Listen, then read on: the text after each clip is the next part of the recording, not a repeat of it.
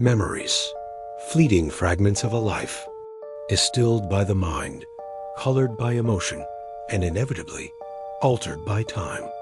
How many times do we try to revisit a precious moment, only to find that the image is blurred, the sound distorted, the feeling merely a shadow of what it once was?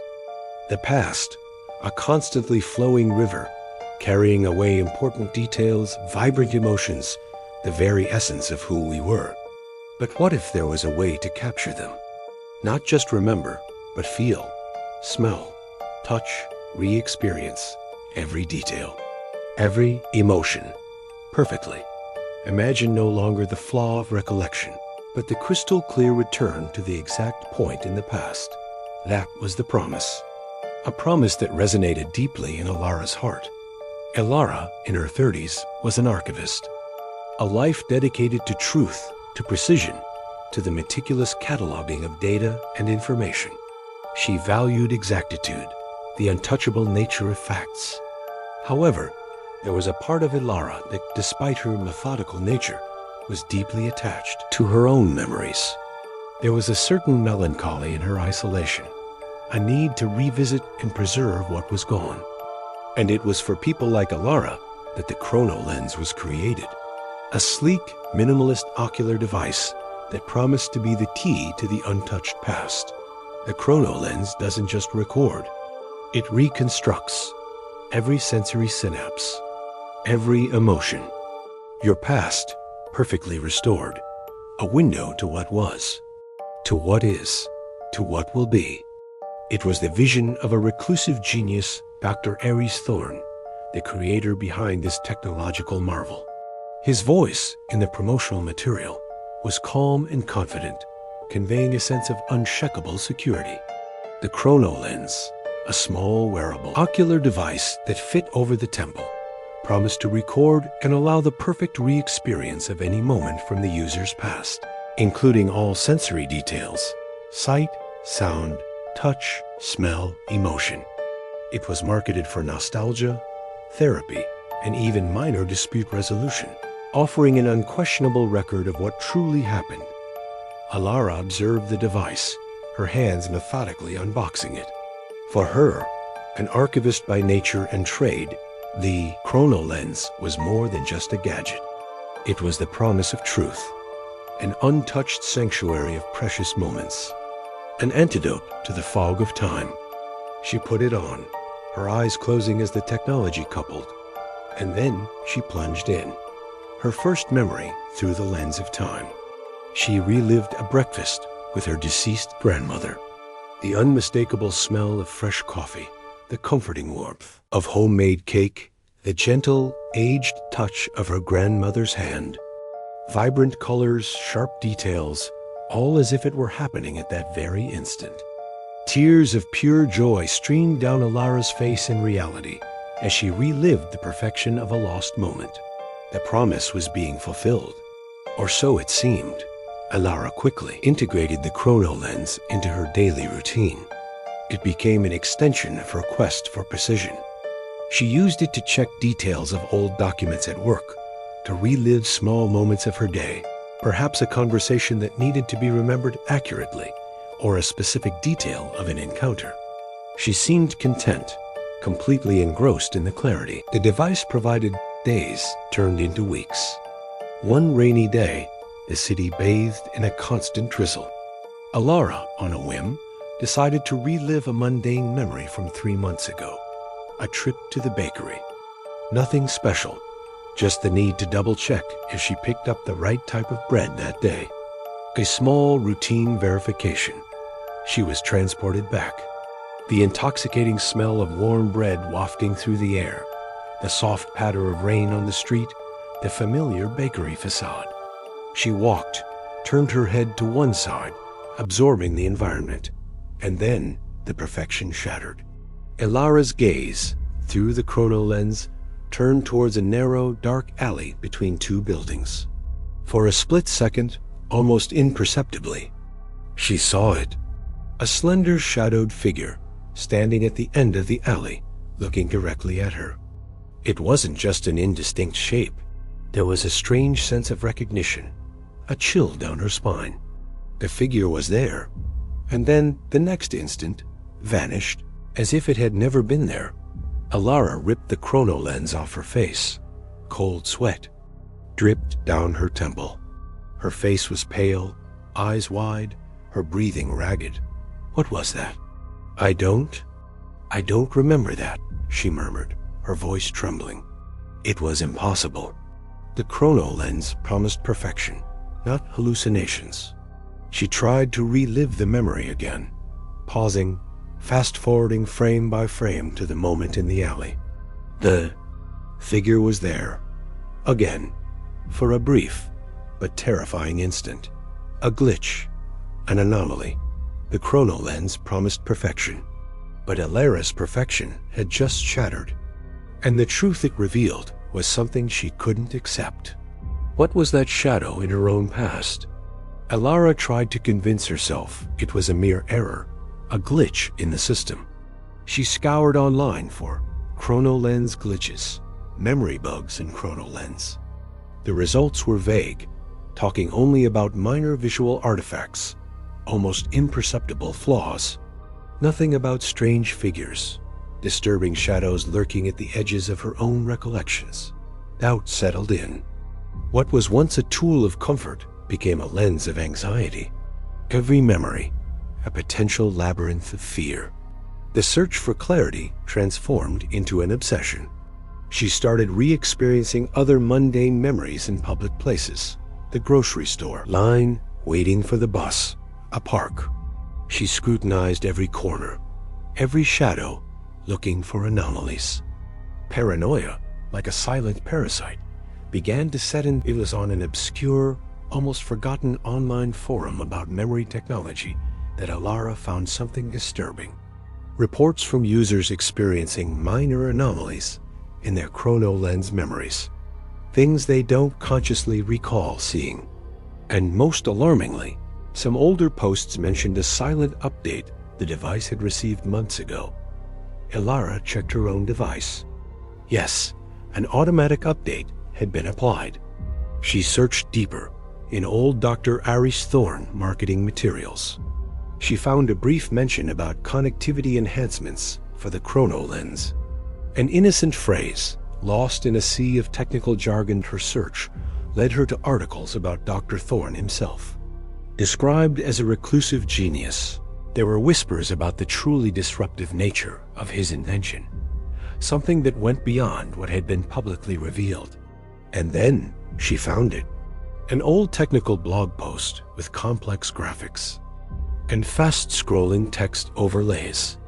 It described the Chrono-Lens's capability for full environmental capture, recording all sensory information within the device's vicinity, not just what the user consciously focused on. Alara's eyes widened. In reality, the figure in the alley wasn't a bug. It wasn't an illusion. The figure was actually there. The device isn't broken. It's working perfectly. Too perfectly. The truth was colder than the error. The device was not malfunctioning.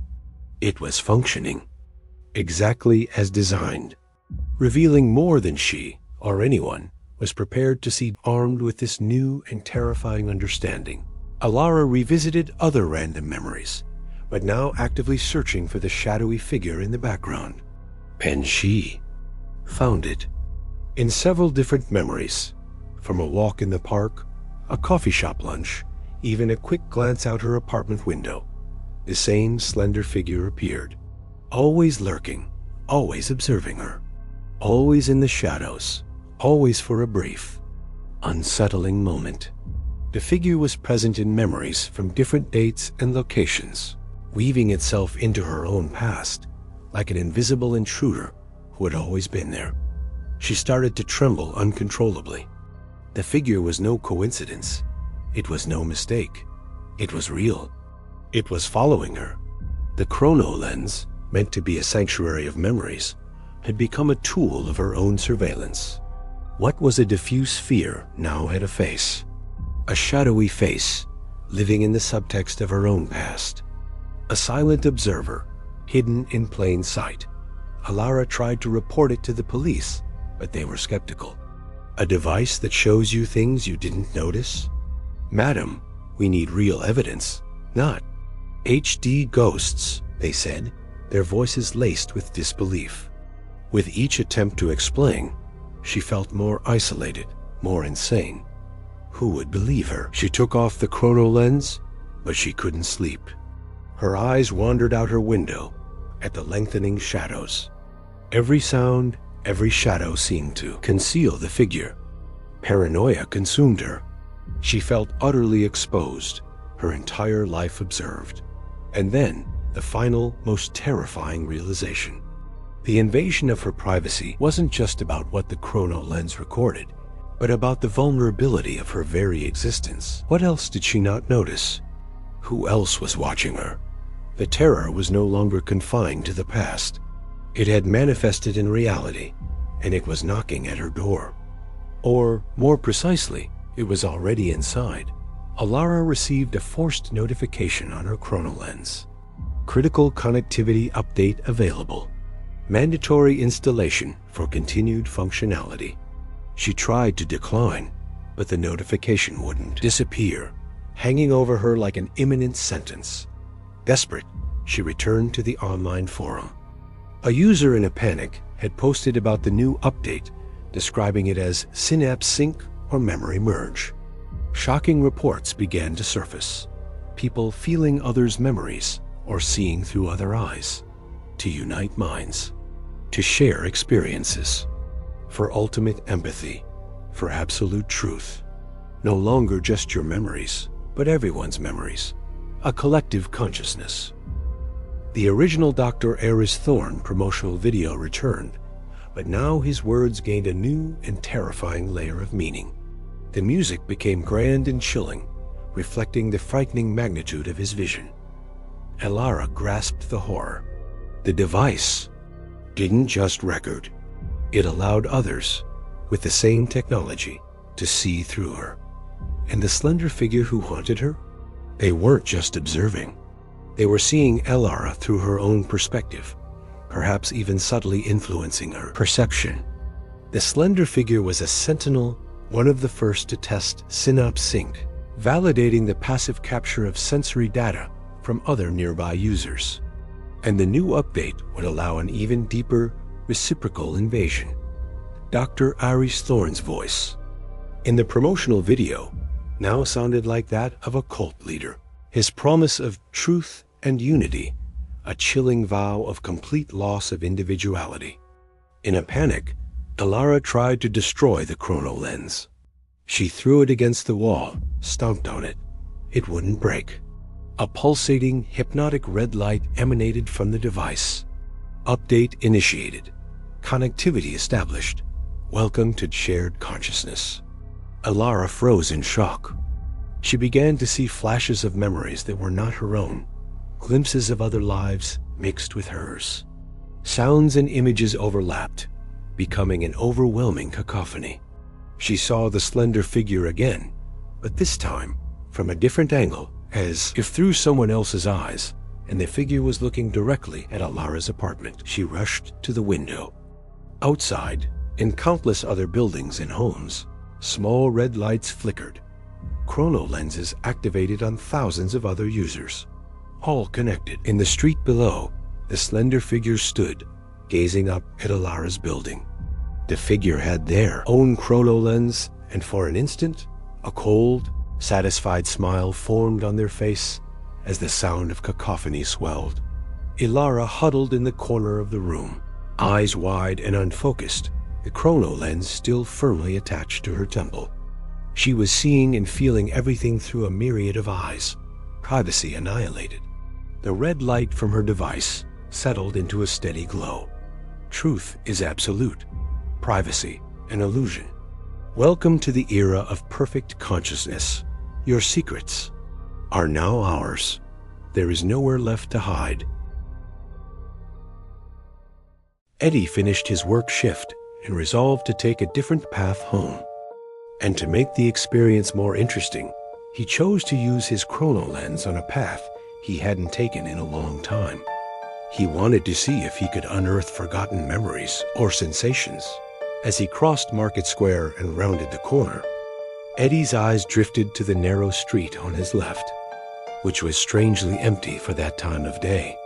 He noticed a shadow at the end of the street, but didn't pay much attention to it, despite the overall oddness of the scene catching his eye. He kept walking. Upon arriving home, an intrigued Eddie decided to access his Chrono-Lens's archives. He wanted to confirm what he had seen and shake off the unsettling feeling that lingered in his mind. He retraced his steps, reliving his path as if watching a hyperrealistic video, complete with all the sights, sounds, and smells. He could even feel the breeze. When he finally reached the point he was looking for, he paused the Chrono-Lens video and was mesmerized by the figure, staring directly back at him. The figure was the silhouette of a thin woman, also wearing glasses. The figure was dark, menacing, and unusual. A shiver ran down his arm and the back of his neck. The figure staring terrifyingly back at Eddie was the figure of Alara. Subscribe for more.